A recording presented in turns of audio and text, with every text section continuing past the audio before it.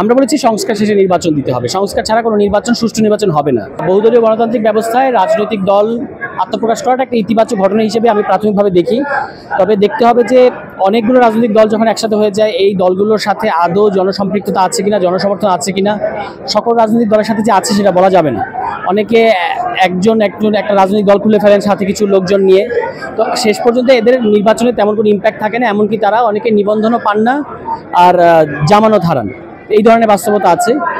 তার মধ্য দিয়ে শেষ পর্যন্ত রাজনৈতিক দল হোক, কিন্তু তারা কি কর্মসূচি দেন, কি দিয়ে জনগণের কাছে যান, সেটাই হবে শেষ পর্যন্ত বিবেচ্য বিষয়। আওয়ামী লীগ তো চেষ্টা করবে নানা জায়গায় পুনর্বাসিত হতে, কিন্তু সেই ব্যাপারে আমাদের সতর্ক দৃষ্টি রাখতে হবে।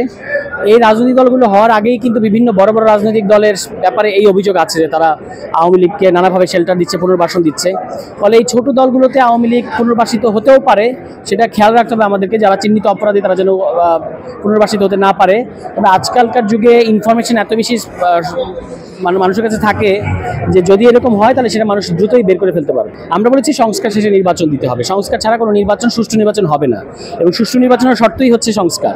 এই জন্যই আমরা সংস্কারের কথা বলেছি। কিন্তু তড়িঘড়ি করে নির্বাচন দিলে সেটা সুষ্ঠু নির্বাচন হবে না, গ্রহণযোগ্য নির্বাচন হবে না, এবং এই সুষ্ঠু নির্বাচন ব্যবস্থাটা কায়েম করা যাবে না। ভবিষ্যতে আবারও নির্বাচন কারচুপি হবে।